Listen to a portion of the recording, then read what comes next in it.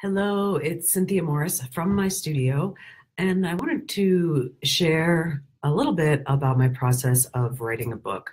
I've written many books. I have lost count now. There was my novel, Chasing Sylvia Beach, my very first book, Create Your Writer's Life, A Guide to Writing with Joy and Ease, that I wrote in 2003, and many other books about the creative process and creative travel since then.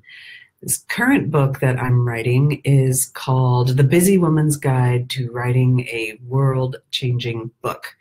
And I've had this book in the queue of things to write for a long time. Hi, Beth. Hi, Rick. Hi, Michelle. Welcome. I'm glad you're here. Hi, Janet. I am curious if you are considering writing a book or have written a book or have a book on the burner or the back burner, feel free to type it in the comments that you are indeed writing or wanting to write a book.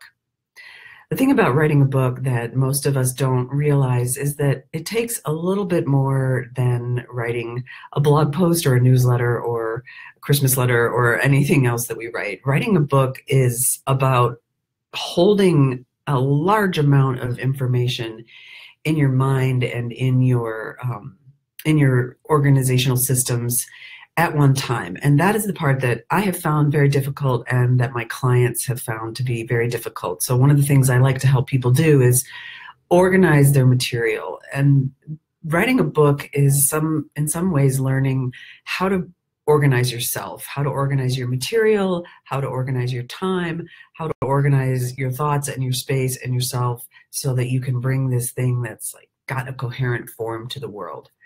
I love that process because I think it brings together some of my favorite skills, the left brain, right brain capabilities of having ideas that are out there and then just like lassoing them and wrangling them into some kind of form.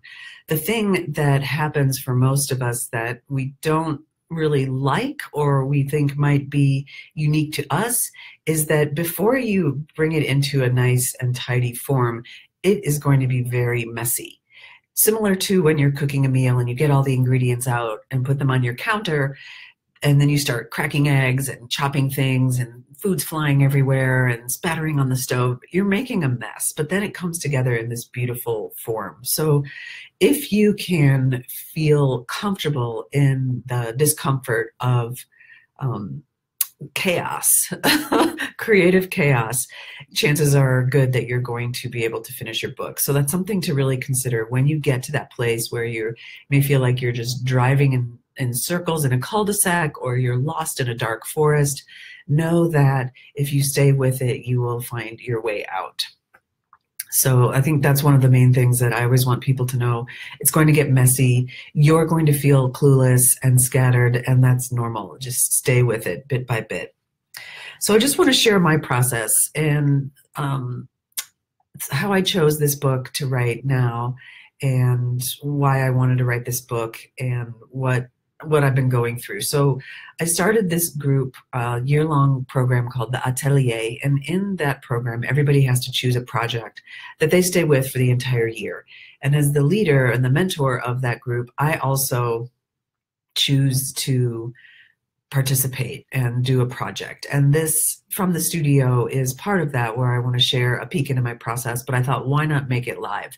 So I started off wanting to write a book that I've had planned and outlined for a while now. I worked on it last summer. It's called The Care and Feeding of the Artist, and it was to be an illustrated book, and it was really about, these are the things that I give my clients to get to know their inner artist, to spend time with their creativity, and to feel comfortable being creative on a regular basis. And the day before I started the Atelier, I changed my mind and I decided to work on another book that has been in my archives for quite some time called The Busy Woman's Guide to Writing a World-Changing Book. And I chose to do this book now because it felt like it was more urgent, it was more imminent, it was closer to being done than the other book. Like, I could write this book in my sleep. these are the things that I have been working on with my clients for almost 2 decades. Like, how do you make time? How do you organize your material? How do you find the courage to write the book? How do you stop researching and do the writing? How do you stop looking outside you for answers and tune into your own authority and write your own book? So I thought this is going to be much quicker, much easier, and I think have a bigger impact in the short term. So I pivoted and chose to write The Busy Woman's Guide to Writing a World-Changing Book. So great to see everybody who's joined: Deborah and Susan, Chris and Diane, Jennifer and Rosemary. Hello. Hi, Michelle, too. Thanks, everybody, for coming. It's nice to have somebody to share this with live. This is new for me, so thanks for joining. So let me just dive into what I do and how I manage the mess and the chaos of writing a book. First of all, I found my, I don't think I can share my screen while I'm doing this, so I wasn't sure if I'd be able to do that, but I printed up my outline, and the outline is 2 pages, and I divided it into 3 sections. So these were different things that I always talk about with my clients and I always share with my clients, and when I wrote them all down in a list, I saw that they kind of fell into 3 main categories. And the first category is managing your time and energy while writing the book. That's really a lot of the work that I do, is how do you find the time? How do you find the energy? How do you maintain or get focus enough to do it? How do you let the people in your life know what you're doing so that they don't run interference on your goal?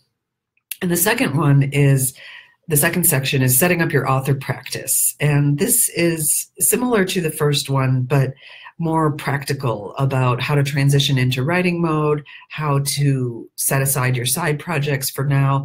The weird thing is, and say something in the comments if this is true for you, the minute you choose to focus on something big like this, like a book, or I'm going to do a podcast, or I'm going to do something else, all of your other creative ideas rush in and say, oh, look, she's doing something. She's paying attention to creativity. Let's throw all of these other ideas at her. I don't know about you, but that happened to me. I committed to writing this book, and then I'm doing a daily 1 line practice, and then I just added a daily 3-minute self-portrait sketch. I signed up for scuba classes. I signed up for an Enneagram and yoga class. I'm going to the rec center. I want to launch a podcast. I mean, it's crazy. So yes, Rick, I know. So what do you do? How do you deal with that? I think first just recognizing, oh, I've just made myself a conduit for creativity, and now all of these things are going to come in. You have to decide what you're going to commit to and what you're going to stay committed to, and what's a distraction and what will actually perhaps feed the process. To me, doing the 1 line every day and the daily sketch, those are things that are just fun and easy. They just take maybe 10 minutes max for both of them every day. It's a way to keep my hand in the drawing and painting process while I do this other major project. So if that happens to you, that you're suddenly this super creative magnet, know that that's normal. Yeah, the to-do list grows, the creative dynamism grows. And I don't know why that is. It's kind of like if you have children, and the minute you start paying attention to one of your children, all of the other children notice that and demand to have some of your attention too. That's kind of the way I think about it. Okay, so I found my outline, and I use Evernote to write my books, and I'll share more about why I use Evernote. But one of the cool things about Evernote is when you create a note in Evernote, it shows the date that you created that. So you can always say, like, OMG, I've had this book in mind since I wrote the outline on June 25th, 2014. So this book outline has been sitting in the archives for almost 4 years. So I thought it's time to write this book. And so what I do is I get the outline in front of me, and I like to print up the outline because it's just a little easier for me to see. And I try to stick with the outline as much as possible. And what I do in Evernote is I create a note for each chapter of the book. And then I have each distinct item in the outline is its own note. And this book is going to have very short chapters. It's for busy women who don't have a lot of time to read. They don't want to sit and read a lot of case studies. They don't want to read a lot of research. They just want like the quick information. And this is, I'm imagining the reader to be reading this book as if they're interacting with me as their coach. And it's just like, all right, what does she say about this? Or what is a great way to do this? So that it's easily accessible and easily actionable. A lot of my clients, when they're writing books, they really worry about how long is it going to be? And I say, don't worry about how long it is. It's just how valuable or relevant is the information to your reader. And knowing your reader and what she is going to get from this book and how she will likely use this book is really important when you're starting to write it. It might be like, this is just a quick and dirty, I just want to share some insights, or I want to write a book, a memoir of my stories, and I want this to be like a companion and a way for people to really just snuggle in and share and get into story with me and relax and slow down. That's a different kind of book than this book, which is short and actionable. So I'm thinking that the chapters are going to be between 500 and 1,000 words. So that's not that long.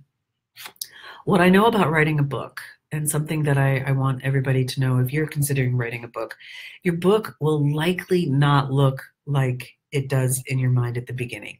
This outline is just a place to get me going and a place to get me started.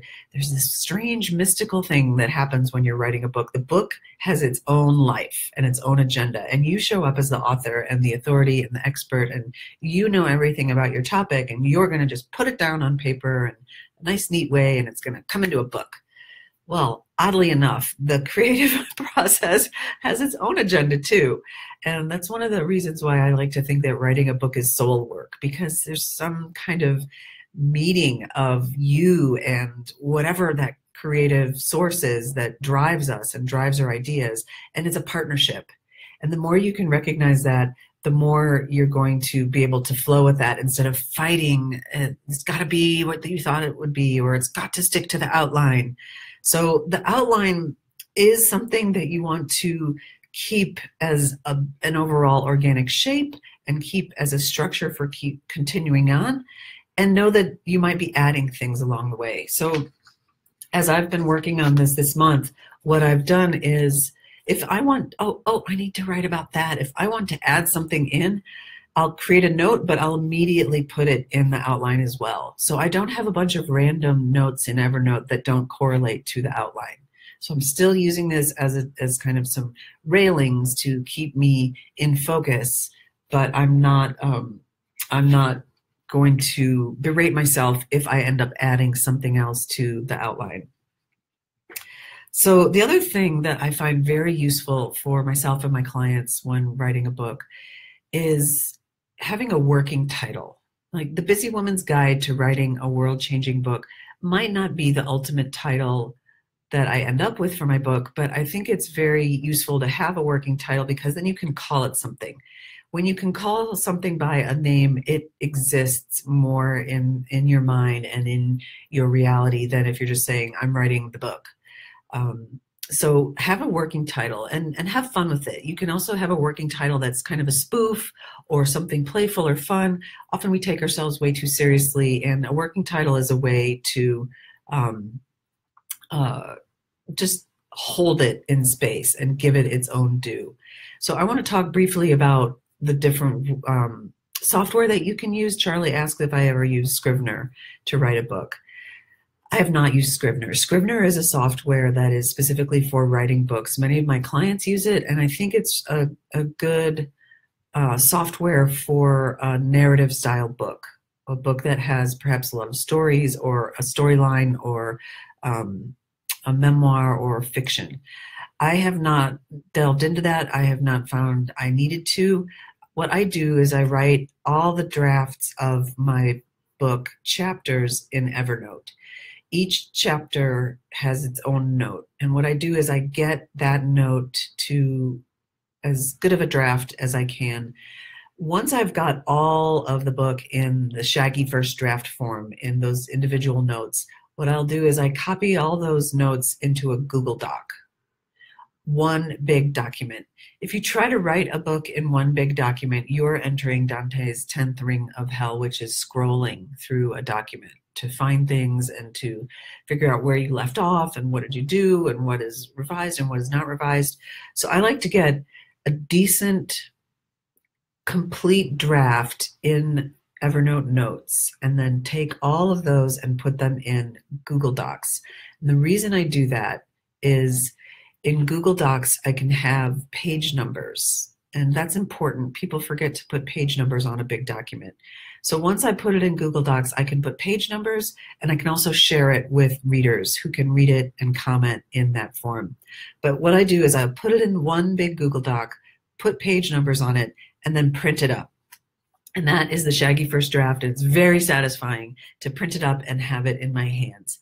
And then I'll take it and I'll take a pen and I'll go to the cafe or to the park or to the beach or wherever I want to be away from the computer, and I'll make notes. And this is where the real, I would say, writing happens. The first draft is drafting. It's just getting my thoughts out. And I use free writing for that. Free writing is a method where you just write on that topic, you just write your thoughts out, you don't censor, you don't worry about punctuation or spelling or grammar or, oh, do I need to get some research about that? You just get your words out on the page. And for me, getting the words out on the page is the most important thing. It just gets me started. It gives me something to work with. And I'm not sitting there kind of intellectually constipated, trying to be smart or perfect or good. That comes later in the revision process. So there's drafting, which is just words on the page, get it out. And then I can draft it. And if you were to see how, or revise it, if you were to see how much ink goes on the revision page, you would really see how much of the actual writing is happening in that second process. So I think it's really valuable and important to just feel free to get your thoughts out, and then you can craft your words. And I recommend printing it up and crafting your words, revising, choosing better words, making better transitions, tightening up your sentences. I like to do that on paper. And here's why. If you're trying to do it on the screen, on your computer, it's all too easy to just get lost and to get bouncing around too much and to lose your thread, lose your train of thought, and to just lose yourself and to just lose what the thread of your thoughts are. So when you have it on paper, you're making notes on how to revise that process or that book. But then you can also have a separate list in your notebook that is maybe about bigger things to work on. It's not copy editing. It might be like, I need to get a case study here. There's some research I read about this. I'm going to look it up there. I call this the punch list. And this list is a list of things to do outside of the writing process. And then you can do that later. You can do all of those kind of hunting and gathering things in a separate time than you're doing the writing. I wrote a historical novel set in Paris, 1937, and there was a ton of research to be done. So you can imagine if I'm writing, here's my character and she's buying a pen, and I don't know, how do you actually change a fountain pen? And oh, let me pop over to Google and look, and then I'm looking and fountain pens, and then the next thing I know, I'm buying a pen. What happens to your writing focus? It's gone, shattered, as if you just dropped a glass on the ground and shattered your focus. I think the biggest challenge for writing a book right now is having our focus. If you can, like, whatever it takes to hold and maintain your focus to write a book, that's the real work, because we're so all over the place. It's really hard to sit still and focus, which is one of the reasons I love free writing and I love using a timer. I got this cute little timer in Japan. Using a timer is ridiculously simple way to hold your focus. If you set a timer for 10 minutes or 15 minutes and say, I'm going to write on this topic for my book, you will do it. You will not be like, oh, let me pop over here. And you start to just train yourself to have a greater focus for those short chunks of time. What I like to do, I wrote a memoir in NaNoWriMo a couple of years ago. So every day I had to write something. I had to get to 50,000 words. And I set the timer for 10 minutes, which was a great warm up. And okay, now I'm kind of getting into the zone. And then 15 minutes, and then I was more into the story, and then 20 minutes, and then I was really jamming. So a 10, 15, 20-minute series of free writes gives you 45 minutes of writing. And for me, that was about 2,200 words a day. So, within a month, I could easily crank out that first draft. So remember, it's the shaggy first draft. This is from Anne Lamott in her book, Bird by Bird. She calls it the shitty first draft. I call it the shaggy first draft because I think of it as like putting together pastry dough. It's just kind of shaggy and it looks like a mess, but if it's holding together even a little bit, you've got something. So draft and then print it up, revise, and then you type in the revisions that you've written. And then you've got a second draft that's holding together a little bit more coherently, maybe a little bit more eloquently. You're using the words you actually want to use, and things are starting to hold together. So in terms of organizing, like where am I at and what am I doing? What I've done with my draft or my outline is I've bolded the items that I've got something drafted. And you can see I've got it's really hard to do this in the opposite, most of this first two sections drafted. So today I'm going to be working on this third section. And I'm on track to have my shaggy first draft of this book done in February or by the end of February. And the way I'm going to do that in terms of how am I going to do that with all my clients and my groups and my going to visit my family and learning how to scuba dive and all living. What I'm going to do is I have mini writing retreats. So whenever I see a day on my calendar, especially toward the end of the week where I don't have anything scheduled, like for the afternoon or the morning, I will go to a cafe and get a good 2-hour writing session in. So make no mistake, I am not writing for 2 hours. Here's what I do. I get my coffee, got one here, and then I know where I'm going to go in and know what I'm going to write before I get there. So I don't waste time when I get to my writing zone trying to figure out what am I doing, where am I doing, because what happens when we're in the decision process, we can easily go into decision swirl. And when we're in decision swirl, we get emotional, doubt creeps in, we don't want to know what we're doing. Let me go see what so-and-so is writing. Let me just check Facebook. Let me just check email. And the next thing you know, you are not writing anything. So what I do is I get my coffee, I know where I'm writing, I go into Evernote and I write, and then the coffee kicks in, and then I'm really jamming and I'm writing, and maybe 30 minutes has passed, and then I'm like, okay, what do I do now? Let me go look at what so-and-so's doing. Let me go check my email. Who loves me? Who's commented on my Facebook? So I'll give myself that space to kind of bop around and have a little break. And then after 5 minutes of that, I'm like, okay, you've paid your $5 coffee fee to be here at the cafe. What else is there to be done? And then I'll go back and I'll do another session. And then maybe I'm organizing things more. Maybe it's less focused writing, but in an hour and a half, 2-hour writing session, I'm getting at least an hour of good work done. And that's good. I'm good with that. But I don't start with the time-wasting things. I start with the writing and have the time-wasting things as a little frippery where I can kind of just refresh my brain. And then ideas are also coming to me about, oh, I want to write that, so I come back. I hope that's really helpful for you, that part about how you manage your writing time. The other way I'm going to make sure to get this book drafted in complete form by the end of February is I'm going to be free writing every day. I'm doing a writing class called The Devoted Writer. We start on February 1st, and the entire focus of the class is just writing every day for 15 minutes. And like the atelier, I commit to being a participant as well as the leader, and I'm going to write for 15 minutes every day. Usually when I'm in the daily writing classes that I lead, I'll do journaling, and just it's my own time for my own connection to myself and a 15-minute daily Cynthia time. But this time I want to use it to write The Busy Woman's Guide to Writing a World-Changing Book, partly because I really want to expedite this book writing process. I don't want to take the whole year or even 6 months to do it. I really want to get it done. And also so that I can model the experience of writing a book in a month over 15 minutes a day and say that I've done it and show how to do that, how we can do it in short periods of time. Okay, so I talked about Evernote.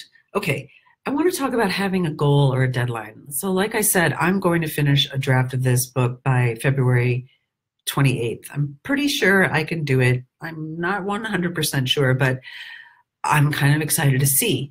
What happens if I do? Then I'm a champ and I was able to succeed and meet my goals. What happens if I don't? Well, it doesn't really matter. I've set and not met many, many goals and deadlines. And what I've learned is it doesn't matter. We are always grossly overestimating our ability to do something and underestimating how long it takes to do it. This is known as the planning fallacy, where in our minds we can plan all these things, which is why I added all these things to my calendar. But in reality, there's different constraints or different random things come up. So the way I think of a deadline, and I offer this to you too, is set a deadline. Try to be reasonable. Try to set a deadline that you're fairly certain you can do, and then do everything you can to work toward it. A deadline is like a creativity chastity belt that just holds your focus, holds you on track. And if you get to the end of your deadline, your goal, and you haven't met the deadline, then you can ask yourself this: have I done everything I could to work toward that deadline? And you can say yes, or you can say no, I really slacked off. And then you ask yourself, and this is another coachy question to ask, what did I do instead? And you can say, I did this, that, and the other thing. And you can be compassionate with yourself and say, okay, those things were more of a priority than the book. And I didn't know that those were as much of a priority until I got into it. Or you can realize, oh, I was really just scared and I didn't do it because I'm afraid. And I just want to acknowledge you and your fear, because I like to think of myself as a fearless person, or I do all kinds of things that some might consider courageous or bold. But I'm just now realizing as I sign up for all these new things, how scared I am. I'm shocked. I signed up for this volunteer thing that I've been wanting to do since last year. And yesterday when I was like, I'm just going to sign up for that, I'm tired of having it on my list, I went to sign up for it. And as I was hitting the yes, I'm committing button, this fear came over me. And I saw the fear and I welcomed it. And I respected myself even more for doing something that was scary. So writing a book is scary. Writing anything is scary. The crazy thing about writing a book or writing anything is if you don't care deeply about it, if you don't have some emotional skin in the game, if you're not deeply committed to it, you're not going to be able to write anything that's halfway decent. And at the same time, the more you care, the more it's scary. So don't worry if you find yourself feeling like a scaredy cat or too afraid. Just commit to it and see what happens. What I know about writing a book or finishing any kind of project is you will get something back. I'll give you an example. Last year, I wrote a book called Visit Paris Like an Artist, and I loved it. It was so much fun. It was bringing my coach in, my artist, my travel guide, and my illustrator all into one place, and my Francophile. And I've been a Francophile for practically my entire life since I was 14. And as I've grown older and more snobby and more concerned about being original and innovative and creative and unique, the more I was ashamed about being a Francophile and having a Paris love affair. I mean, my God, everybody loves Paris. Like, can't I find something more original than that? So I was always just a little like, oh gosh, it's so embarrassing to be in love with it cliche. And over the course of writing Visit Paris Like an Artist, I realized how much I owe Paris and how much Paris has informed me who I am and how I live and how I eat and how I travel and how I dress, and almost everything about me has been informed by that place. And I gained new respect for Paris and for me and I lost all that shame about being in love with a cliche. So I would not have gotten that gift if I hadn't finished the book. So that's something to consider. If you're afraid or daunted by writing a book, know that in the process, there's not just one, but many gifts for you along the way. Writing my novel, Chasing Sylvia Beach, it took like 12 years and 17 drafts. And after that, I was like, holy crap, I am so persistent. I have grit. I can do things despite rejection. I can do things even though I feel incapable. So whatever is waiting for you in your projects, be excited about it, greet it, and you will be working through the fear and all kinds of doubts and insecurities along the way. We're going to wrap it up pretty soon here. So if you have any questions for me, please type them in the chat, and I'm happy to answer about writing a book, about making time for your creativity, about the creative process, anything like that. So I'm going to just check and see if there are any questions. Time management and focus for sure. Hi, Bobby. Thank you. Yes. Got the clueless part down pat. Yes, don't we all? It's a weird thing, like to know your subject matter and then to be kind of clueless about how to wrangle it into form at the same time. It's kind of like that conscious competence and conscious incompetence, or conscious incompetence, all at the same time. So, okay, trying to get back to writing your book. Do it, Dixie. Do you also use Scrivener? I answered that. Thank you for those thoughts. Appreciate the view. Of course, Rick. Love you. Love your face, your art, and your lipstick. Thanks, Kimberly. I love you too. And your book is amazing and world-changing. And I'm very excited that you got that out. Kimberly Johnson just published her book called The Fourth Trimester. And it's about things that happen to women during having babies and after that are life-changing that nobody really talks about. And so thank you, Kimberly, for bringing that out. Barb, learned free writing from you has been one of the most powerful lessons on writing I've ever learned. Yes, free writing is a power tool.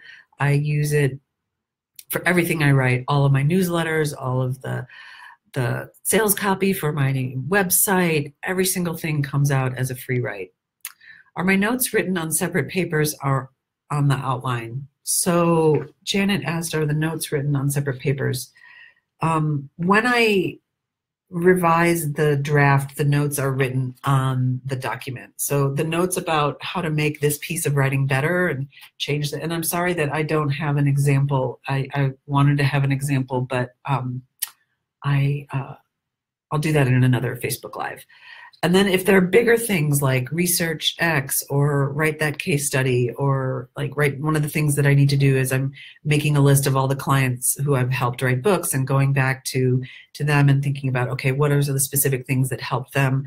I don't want to do that research during the writing time. So that's a separate note. That's a separate process. I hope that answered the question. How do I balance the painting artwork with the writing? Rick asked that question. The way I manage all these crazy things that I do at the same time is I have a main project that is my priority project. And that's the thing that I want to get done and I want to get it out in the world, and that's important. And then there are the passion projects, just the fun play things. So doing the daily self-portrait and doing the 1-2 line, those are just for fun. The 1-2 line is really a challenge that I gave myself to an attempt to be more honest publicly. It's really hard. I'm having a really hard time with not just being in my usual positive public persona. I don't really like to be negative online. There's a lot of things that I'm cranky about. So that's just kind of to help me work on being more authentic, but not just the cranky person that I often am. Oh, if only you knew. Okay. Ichel, I think that might be how to pronounce your name. This is great. I never listened to live video on Facebook for the same reason I clicked on this. Very helpful. I'm trying to get back to the 2 books I'm writing. Ideas on how to deal with distractions were helpful. Thanks for your help. If you can upload your notes as an attachment, that'd be great. If I were you, and I hope I'm pronouncing your name correctly, Ichel, please just write 1 book at a time. It's very hard to write 2 books at a time. It's very hard to work on 2 major projects at the same time. I think you can only do that if you have consistently done that over time, if you have earned that ability to do it. But I would write one book and learn a lot about yourself and a lot about your writing process, and then get that book done and published or whatever you want to do with it, and then use all of that information about yourself and your writing process to write the second book. But trying to write two books at the same time is kind of like trying to ride two bikes down the road at the same time. It's really a challenge. Just picked up the phone. This was on. Sherry, hi. Awesome. You're doing awesome with those. Thanks, Rick. Okay, any final questions? I want to say that I am very excited about doing this free writing class and writing my book with this method of 15 minutes every day.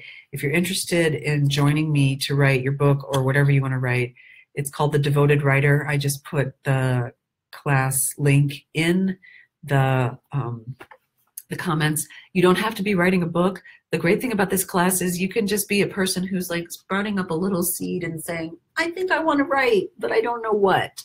This is perfect for you. Or you can be a person who's saying, I want to blog and I want to bring my blog back, but I don't know how.